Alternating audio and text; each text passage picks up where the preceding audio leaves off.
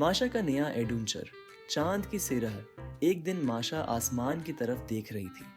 चांद चमक रहा था और सितारे झलमला रहे थे। अचानक उसके दिल में एक जबरदस्त ख्याल आया। वो खुशी से उछली और बोली, रीच, मैं चांद पर जाना चाहती हूँ। रीच ने हैरानी से माशा को देखा और सर पकड़ लिया।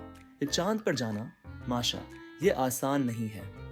मगर माशा की जिद को कौन रोक सकता था। इसने फैसला कर लिया कि वो चांद पर जाकर रहेगी। माशा ने जंगल के जानवरों को जमा किया और सबको अपना प्लान बताया। खरगोश, गलहारी और भेड़िया सब हैरान थे, लेकिन माशा के जोश को देखकर उन्होंने मदद करने का फैसला कर लिया। रीछ ने लकड़ी और पुराने डिब्बों से एक रॉकेट बनाने में मदद की। लोमड़ी ने रॉकेट के लिए मजबूत पर लगाए और खरगोश ने एक बड़ा गुब्बारा भरा ताकि रॉकेट ऊपर उड़ सके। सबने मिलकर मेहनत की और चंद दिनों में माशा का रॉकेट तैयार हो गया। आखिर वो दिन आ गया जब माशा ने चांद की तरफ उड़ान भरनी थी। सबने खुशी से हाथ हिलाया और माशा ने अपना हेलमेट पहनकर रॉकेट में बैठ गई।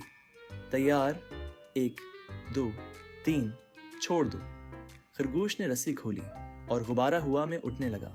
रॉकेट पहले आहिस्ता आहिस्ता ऊपर गया, फिर तेज होने लगा। माशा खुशी से चीखी, वाओ, मैं चांद की तरफ जा रही हूँ। चंद लम्हों बाद माशा ने खुद को एक चमकदार जगह पर पाया। वो वाकई चांद पर पहुंच चुकी थी। चांद पर रोशनी बिखरी हुई थी और वहां अजीब वो गरीब निशान थे। माशा ने अपने छोटे छोटे कदम चांद की मिट्टी पर रखे और उछलने लगी। चौंके वहां जमीन की कशिशें सिकल कम थी। माशा एक जंप में बहुत ऊंचा उछल सकती थी। ये तो मजे का झोला है, माशा हंसते हुए बोली। अचानक उसे लगा जैसे कोई उसे देख रहा है। जब उसने पीछे मुड़कर देखा तो चांद के छोटे छोटे खलाई बाशिंदे खड़े थे। वो सब नन्हे नन्हे सब्ज रंग के और बड़े बड़े कानों वाले थे। खलाई मखलूक पहले तो हैरान हुई, लेकिन फिर खुश होकर माशा के पास आ गई।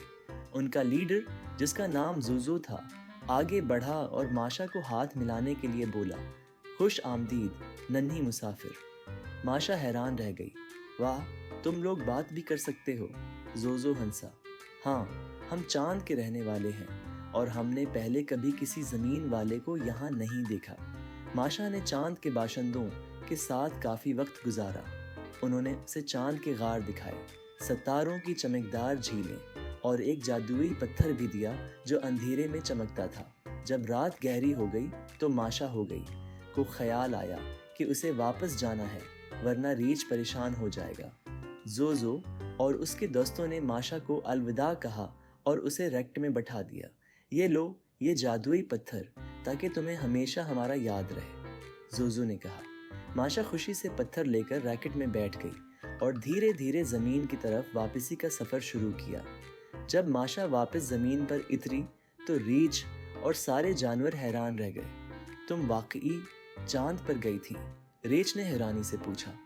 माशा ने जादुई पत्थर निकाला जो अंधेरे में चमक रहा था और बोली, हाँ, और वहाँ मेरे नए दोस्त भी हैं। सब जानवर हैरत से एक दूसरे को देखने लगे और फिर तालियां बजाने लगे।